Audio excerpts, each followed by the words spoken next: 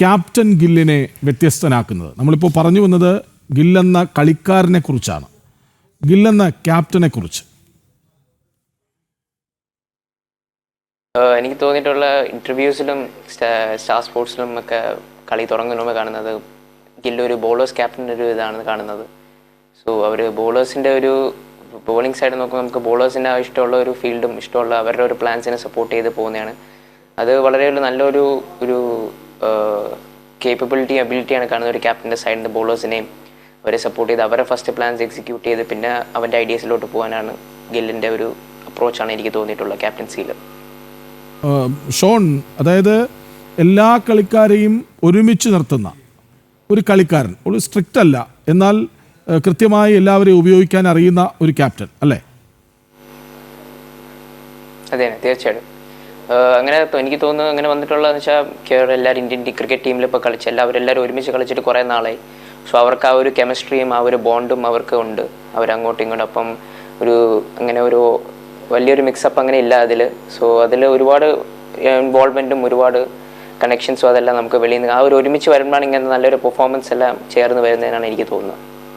ശരി സോണി, അതായത് ഈ നിതീഷ് കുമാർ റെഡ്ഡിയെ പോലെ, ആകാശ് ദീപിനെ പോലെ ഒരു പിടി പുതിയ താരങ്ങൾ, അതേസമയം ജഡേജയെ പോലെ, രാഹുലിനെ പോലെ പരിചയസമ്പന്നരായ താരങ്ങളും, ഈ രണ്ട് തരത്തിൽപ്പെട്ടവരെയും ഒരുമിപ്പിക്കണമെങ്കിൽ അതെത്ര എളുപ്പമല്ല. പക്ഷേ സമർത്ഥമായി അത് കൈകാര്യം ചെയ്യുന്നുണ്ടോ ഗില്ല്? നാച്ചുറൽ ലീഡർ ആയിരുന്നില്ല. നമുക്കറിയാം, ആദ്യമായി ഗുജറാത്ത് ടൈറ്റൻസിന്റെ ക്യാപ്റ്റൻസി അദ്ദേഹത്തിന്റെ കയ്യിലേക്ക് എത്തുമ്പോൾ അദ്ദേഹം അല്പം സ്ട്രഗിൾ ചെയ്തിരുന്നു. അദ്ദേഹം ആ ഒരു സമ്മർദ്ദം അദ്ദേഹത്തിന്റെ ബാറ്റിങ്ങിലും പ്രകടനമായിരുന്നു. പക്ഷെ കഴിഞ്ഞ സീസണിലേക്ക് എത്തുമ്പോൾ നമുക്കറിയാം, ലോകത്തിലെ തന്നെ ഏറ്റവും മികച്ച താരങ്ങൾ അണിനിരക്കുന്ന ഒരു ലീഗാണ് ഇന്ത്യൻ പ്രീമിയർ ലീഗ്. അവിടെ ഏറ്റവും മികച്ച രീതിയിൽ തന്റെ ടീമിനെ മുന്നോട്ട് നയിക്കാനും അതിനോടൊപ്പം തന്നെ ബാറ്റ് കൊണ്ട് ഏറ്റവും മികച്ചത് പുറത്തെടുക്കാനും ഈ സീസണിൽ ശുഭ്മൻ ഗില്ലിന് സാധിച്ചു. ആ ഒരു ആത്മവിശ്വാസം കണ്ടിട്ടായിരിക്കണം ഇന്ത്യൻ സെലക്ടേഴ്സ് ഇത്തരത്തിലുള്ള വലിയ ഒരു ഉത്തരവാദിത്തം, നമുക്കറിയാം ബുംറയെ പോലെ സീനിയർ താരങ്ങളുണ്ടായിരുന്നു, രവീന്ദ്ര ജഡേജ ഉണ്ടായിരുന്നു, അത്തരത്തിലുള്ള ആ ഒരു താരങ്ങളിൽ നിന്ന് മാറി ചിന്തിച്ചുകൊണ്ട് ശുഭ്മൻ ഗില്ലിലേക്ക് ഈ ഒരു നായകന്റെ ഉത്തരവാദിത്തം നൽകുമ്പോൾ അവർക്ക് പ്രതീക്ഷയുണ്ടായിരുന്നു. ആ പ്രതീക്ഷ അസ്ഥാനത്തല്ല എന്ന് തന്നെയാണ് എനിക്കിപ്പോൾ ഈ ആദ്യ 2 ടെസ്റ്റ് മത്സരങ്ങൾ കഴിയുമ്പോൾ തോന്നുന്നത്. സോണി, അത് ഇപ്പോൾ BCCIയുടെ ഭാഗത്തു നിന്നായാലും അത് വളരെ സമർത്ഥമായൊരു മൂവായിരുന്നു എന്നല്ലേ മനസ്സിലാക്കേണ്ടത്? കാരണം ഭാവിയിലേക്ക് ഒരു ക്യാപ്റ്റൻ അതിങ്ങനെ തുടങ്ങട്ടെ ഇവിടെ എന്ന് തീരുമാനിക്കുന്നത് ഗില്ലിലൂടെ അത് സാക്ഷാത്കരിക്കപ്പെടുകയാണ്. അപ്പോൾ അത് വളരെ ബ്രില്യൻ്റ് ആയൊരു മൂവായിരുന്നു. അല്ല, യാതൊരു സംശയമില്ല. 2 കാര്യങ്ങളാണ്. ഒന്ന്, അദ്ദേഹത്തിന്റെ ക്യാപ്റ്റൻസി ഒരുപക്ഷെ പോളിഷ് ചെയ്തെടുക്കാനുള്ള ഒരല്പം സമയം അദ്ദേഹത്തിന് നൽകാൻ സാധിക്കും. അത് മാത്രമല്ല, അദ്ദേഹത്തിന് ബാറ്റ് കൊണ്ട് ഏറ്റവും മികച്ചത് പുറത്തെടുക്കാൻ സാധിക്കും. അദ്ദേഹത്തിന് ബാറ്റ് കൊണ്ട് ആ ടീമിൽ ഒരു സ്ഥാനമില്ല.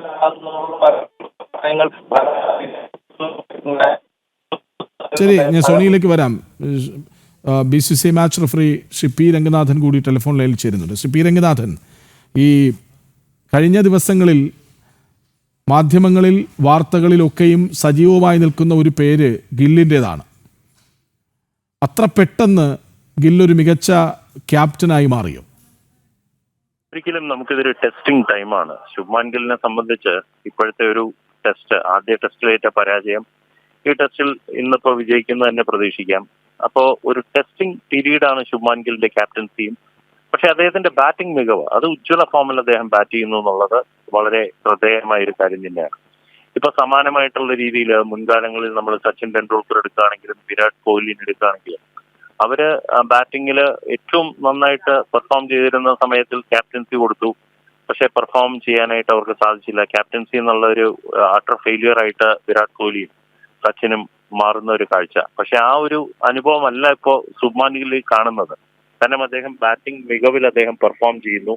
അപ്പൊ അതൊരു നല്ല സൂചന തന്നെയാണ്. അപ്പൊ ഈ ടെസ്റ്റ് പരമ്പര അത് വളരെ നിർണായകമാണ്. മാത്രമല്ല 3 ഫോർമാറ്റാണ് ഇപ്പോ കൃഷ്ണരാജ് നമ്മുടെ ടീമിലുള്ളത്. കാരണം T20 ആയാലും ഏകദിനമായാലും ടെസ്റ്റ് ആയാലും. അപ്പൊ ഈ 3 ഫോർമാറ്റിലും കളിക്കുന്ന ഒരു താരം കൂടെയാണ് ശുഭ്മാൻ ഗിൽ. അപ്പൊ ഇതൊക്കെ അഡ്ജസ്റ്റ് ചെയ്യണമെങ്കിൽ നമ്മൾ തുടക്കം 25 വയസ്സേ ആയിട്ടുള്ളൂ. അപ്പൊ ഇതൊരു വലിയ കടമ്പയാണ്. അപ്പൊ ആ കടമ്പകളൊക്കെ അദ്ദേഹത്തിന് കടക്കാൻ സാധിച്ചു കഴിഞ്ഞാൽ ക്യാപ്റ്റൻസി മെറ്റീരിയൽ നമുക്ക് ഒരിക്കലും ഇപ്പൊ തന്നെ നമുക്ക് പ്രവചിക്കാൻ സാധിക്കില്ല. കാരണം ഒരു ടെസ്റ്റ് ജയിച്ച് ഈ പരമ്പര സ്വന്തമാക്കി വീണ്ടും പരമ്പരകൾ വരുന്നു, ലോകകപ്പ് വരുന്നു, അങ്ങനെയൊക്കെ വരുമ്പോൾ അതിലുള്ള അദ്ദേഹത്തിന്റെ ആ ഒരു കഴിവ് ഒരു ടെസ്റ്റിംഗ് ടൈമായിട്ട് തന്നെ പറയണം. അത് കടക്കാൻ സാധിച്ചു കഴിഞ്ഞാൽ നമുക്കൊരു ക്യാപ്റ്റനെ മോൾഡ് ചെയ്ത് എടുക്കുന്ന രീതിയിലോട്ട് മാറും. കാരണം നമ്മളൊരു വലിയൊരു കടമ്പയാണ് ഇന്ത്യൻ ക്യാപ്റ്റൻ എന്നുള്ളത്. അത് നമുക്കൊരിക്കലും എളുപ്പമായിട്ടെന്നുള്ള ഒരു രീതിയിൽ പറയാൻ സാധിക്കില്ല. പക്ഷെ അദ്ദേഹത്തിന് ആ കടമ്പകളെല്ലാം മറികടക്കാൻ സാധിച്ചു കഴിഞ്ഞാൽ ഒരു വലിയ ഒരു ലോങ് വിഷനോട് കൂടി, പ്രത്യേകിച്ച് അദ്ദേഹത്തിന്റെ വയസ്സ്, അദ്ദേഹത്തിന്റെ ഒരു 5-6 വർഷം ഇന്ത്യയെ നയിക്കാൻ സാധിക്കും. ഏറ്റവും പീക്കിലോട്ട് ഇന്ത്യയെ എത്തിക്കാനും സാധിക്കും. അതാണ് ഇനി ഒരു ടെസ്റ്റിംഗ് പീരീഡ് ആയിട്ട് പറയുന്നത്.